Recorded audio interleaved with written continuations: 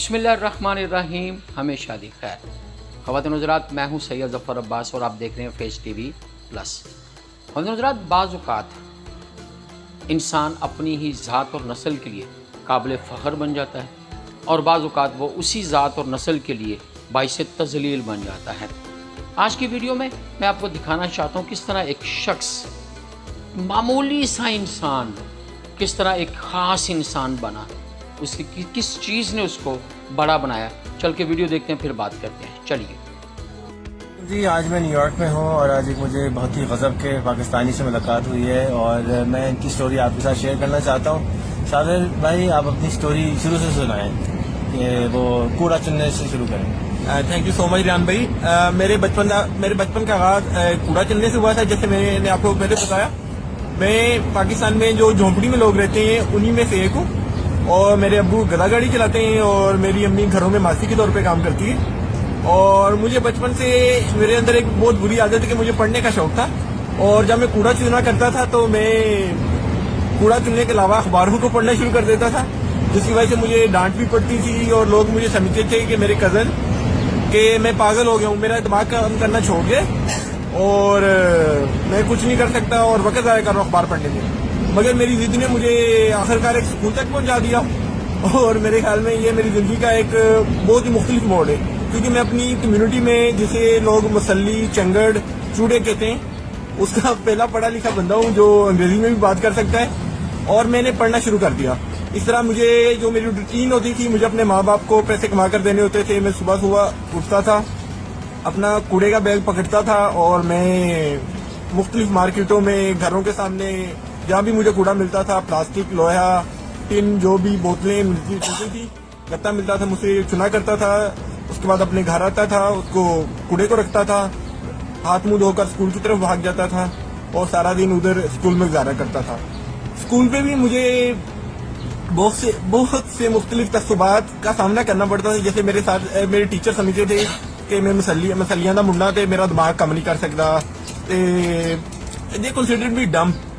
اور میرے خیال میں میرے لیے یہ ایک بہت بڑی وہ تھی کہ I have to prove myself, اور میں اس کے لیے زیادہ دل لگی کے پڑھتا تھا۔ اور میری ایک عادت تھی کہ میں ریڈنگ کرتا تھا، اور جس سے مجھے باقی اسکول والے بچوں کی نسبت مجھے ایک ایج آتا تھا کہ میں پڑھ سکتا تھا۔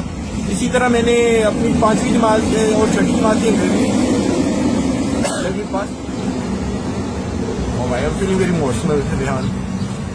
اسی طرح میں نے 5ویں اور 6ٹھی جماعت میں اپنی انگریزی پڑھنا شروع کیا، اور میرے لیے انگریزی سیکھنا ایک بہت ہی مختلف تجربہ تھا۔ جیسا کہ انگریزی میں بڑے حروف ہوتے ہیں، کیپٹل لیٹرز ہوتے ہیں اور اسمال لیٹرز ہوتے ہیں، اور مجھے بالکل یہ سینس نہیں ہوتی تھی کہ اگر ہمارے پاس بڑے حروف ہے تو میں اسمال لیٹرز کو یوز کرنے کی کیا ضرورت ہے۔ اس نے میرا بہت اچھا خاصا وقت لیا، مگر مجھے پہلی دفعہ جب انگریزی سے انٹروڈکشن ہوا تو مجھے احساس ہوا کہ پاکستان میں جن لوگوں کو انگریزی بولنا آتا ہے ان کو لوگ مختلف انداز میں ٹریٹ کرتے ہیں۔ تو یہ بھی میرے لیے ایک بڑا، مجھے بچپن سے اس بات کی ریلائز ہو گیا کہ اگر میں انگلش سیکھ سکتا ہوں تو سوسائٹی مجھے مختلف انداز میں ٹریٹ کرنا شروع کر دے گی۔ اسی طرح میں نے انگریزی سیکھنا شروع کیا، اور میں نے اپنی 2 نوٹ بکس صرف یہی لکھنے میں کر دی۔ مجھے لگتا تھا کہ جو بھی بندہ، میرا انٹروڈکشن جوائننگ رائٹنگ سے ہوا تھا، اور مجھے بڑی عجیب لگتی تھی کہ ریحان صاحب جب آپ جوائننگ رائٹنگ لکھتے تو وہ ایسے لکھا ہوتا کہ کسی نے یہی سے ایسے لکھ دیا ہے۔ تو میرے لیے یہ میں نے اپنی 2 نوٹ بکس اس لیے بھرتی کہ شاید میں انگریزی لکھ رہا ہوں۔ مجھے بہت بعد میں جب ٹیچر سے تھپڑ پڑے کہ آپ نے 2 اپنی کاپیاں ضائع کر دی ہیں، تو مجھے انداز ہوا کہ یہ انگریزی ایسے لکھی جاتی۔ خیر، میں نے انگریزی سیکھی، میں نے بڑی شدت سے انگریزی سیکھی، میں نے ٹینسی سیکھے، میں نے ایکٹیو پیسو وائس سیکھے، میں نے ڈائریکٹ انڈائریکٹ سیکھے، میں نے انالیسس کرنا سیکھا۔ میں نے ایک گرامر پڑھی جو انڈیا سے اس وقت ملا کرتی تھی، ہائی اسکول گرامر کمپوزیشن، اور اسے رینڈن مارٹن نے لکھا تھا، جو بہت ہی زبردست ہے۔ میں بچوں کو ابھی بھی ریکمینڈ کرتا ہوں ٹیوشن پڑھاتے ہوئے۔ تو اس طرح میرے انگریزی کا سفر جاری ہوا، اور میں 8ویں جماعت میں نے اپنے بورڈ کے پیپر دیے تو میں نے اپنی جماعت میں ٹاپ کیا۔ میں نے 674 نمبر لیے تھے 800 میں سے، اور مجھے پہلی دفعہ روٹری کلب نے ایک 300 روپے کی اسکالرشپ دی، اور میں نے اپنی 9ویں 10ویں کی کتابیں اور یونیفارم خریدا۔ اس طرح میرا یہ سفر جاری رہا، مگر اب مجھے انگریزی پڑھنا لکھنا آ گیا تو اس کا سب سے بڑا فائدہ یہ ہوا کہ میں اپنے ساتھ جو میرے ساتھ کلاس فیلوز تھے انہیں ٹیوشن پڑھانا شروع ہو گیا۔ میں ان کے گھروں میں جانے لگ پڑا۔ میں نے صبح کوڑا چننے کی بجائے صبح گھروں میں اخبار پھینکنے شروع کر دیے۔ جہاں میری امی کام کرتی تھی میں وہاں جا کر گاڑیاں صاف کرنا شروع کر دی۔ اب میں پانی بیچنے کے علاوہ گاڑیاں صاف کرنے کا شروع ہو گیا، یعنی جیسے جیسے مجھے تعلیم ملتی تھی معاشرے کا رویہ بھی بدلتا گیا, مگر میرے اندر ایک وہ جو تڑپ تھی نا کہ مجھے پڑھنا ہے, وہ میرے اندر اور ہی مجھے پریشرائز کر رہی تھی کہ مجھے اور پڑھنا ہے. میں نے ساتھ ساتھ نہ صرف اپنی اسکول کی کتابوں کے علاوہ میں نے رشین لٹریچر پڑھنا شروع کر دیا, میں نے جو بھی مجھے ملتا تھا وہ پڑھنا شروع کر دیا. میں اس میں ایک بچپن کا واقعہ کوٹ کرنا چاہتا ہوں کہ جب میں 7ویں جماعت میں پڑھتا تھا تو مجھے ابھی تک یاد ہے کہ میری امی گھروں اپنے سر پہ ایک بہت بڑی کتابوں کا دفتر لیے ہوئے آئی, کیونکہ پاکستان میں جو لوگ بیکن ہاؤس میں یا لاہور گرامر اسکول میں پڑھتے ہیں ان کی کتابیں بالکل مختلف تھیں. تو مجھے وہ بڑی آج بھی وہ میری زندگی کا بہترین لمحہ ہے کہ میں نے دیکھا میری امی نے گٹھڑی کتابوں کے نیچے رکھی اور میں نے اس میں دیکھا تو اس میں سے ایک ناول تھا جسے میں بھی ریحان صاحب کو بتا رہا تھا کہ میرے لیے وہ دنیا کا مقدس ترین کتاب ہے. اس ناول کا نام میں چاہوں گا کہ ہر بندہ وہ ناول پڑھے جو زندگی میں کوئی سیکھنا چاہتا ہے. اس ناول کا نام ہے گریٹ ایکسپیکٹیشن اور اسے بہت مشہور برطانوی ناولسٹ چارلس ڈیکن نے لکھا ہے. اور میرے پاس اس ناول کا جو کریکٹر پپ ہے میرے لیے شاید وہ کردار پپ تھا کہ پوری دنیا میں جس کے ساتھ میں ریلیٹ کر سکتا تھا, جو میری طرح حالات میں رہ رہا تھا اور اچانک اسے کوئی بینیفیکٹر مل گیا اور وہ اس کی لائف بدل گئی. تو میرے لیے یہ بہت ہی لمحہ تھا اور ابھی بھی میں اس کردار کو اپنے آپ سے ریلیٹ کرتا ہوں اور اس سے مجھے حوصلہ ملتا ہے. اور پتہ نہیں مجھے کیوں فیل ہوتا ہے کہ اگر میں نے وہ ناول نہ پڑھا ہوتا تو میری زندگی بالکل مختلف ہوتی, شاید میں اس طرح خواب نہ دیکھ پاتا یا اس طرح میں بلند سوچ کا حامل نہ ہو پاتا. پھر اس طرح میں نے اپنا میٹرک کیا, میں نے اکاؤنٹنسی کا ڈپلوما کیا, میں نے مختلف جاب کرنا شروع کر دی, میں نے سوشل ایکٹیویزم میں حصہ لینا شروع کر دیا.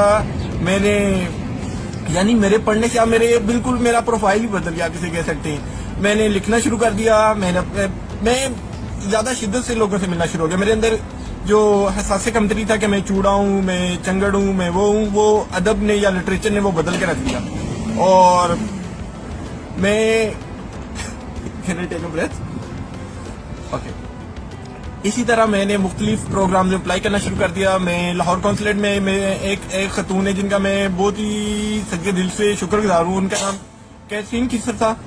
وہ مجھے ایک سوشل گیدرنگ پہ ملی تو she was truly impressed by my story and اسے یقین نہیں ہو رہا تھا کہ پاکستان میں ایسے لوگ بھی ہوتے ہیں یا اس کمیونٹی سے بھی لوگ پڑھ لکھ سکتے ہیں. تو انہوں نے مجھے ایک فیلوشپ کی پروگرام کا اپلائی کرنے کو کہا. تو میرے لیے یہ ایک بہت ہی بڑا تھا کیونکہ میں آئی واز سو کنفیوزڈ کہ مجھے اندازہ نہیں تھا کہ میں اس کے لیے سلیکٹ ہو سکتا ہوں یا نہیں ہو سکتا ہوں. خیر آخری روز میں نے اس کے لیے اپلائی کیا. میں نے ان سے ریکویسٹ کی کہ میرا کوئی لیٹر آف ریکمنڈیشن لکھ دیں کیونکہ میرا اور کوئی جاننے والا تو ہے نہیں جو میرا لیٹر آف ریکمنڈیشن لکھ سکتا ہوں. تو انہوں نے میرا لیٹر آف ریکمنڈیشن لکھا. قصہ مختصر کہ میں اس پروگرام کے لیے سلیکٹ ہو گیا.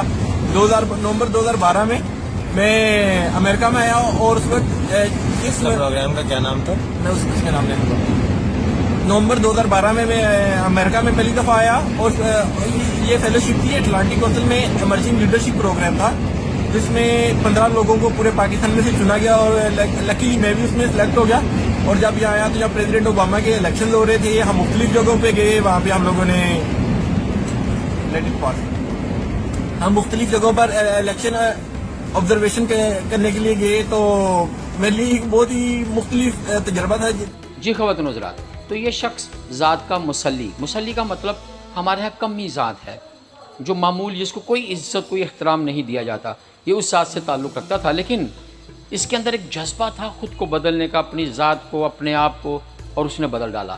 آج وہ ایک شاندار تعلیم حاصل کر رہا ہے, اس کا رہن سہن کھانا پینا ڈفرینٹ ہو چکا مکمل طور پر. تو انسان جب ٹھان لیتا ہے تو وہ سب کچھ کر سکتا ہے, اس کو آگے بڑھنے سے کوئی نہیں روک سکتا, اس کی ذات بھی نہیں, اس کی نسل بھی نہیں. تو سوچ لیجئے آگے بڑھنا ہے یا ذلیل ہونا ہے. اپنا بہت خیال رکھیے گا. Thank you so much video دیکھنے کا. چینل کو سبسکرائب کر دیا, تھینک یو سو مچ. اگر نہیں کیا تو کر دیجئے پلیز. اور اجازت دیجیے اپنے پریزنٹر سید ظفر عباس کو. ملتے ہیں اپنی اگلی ویڈیو میں, تب تک اللہ حافظ.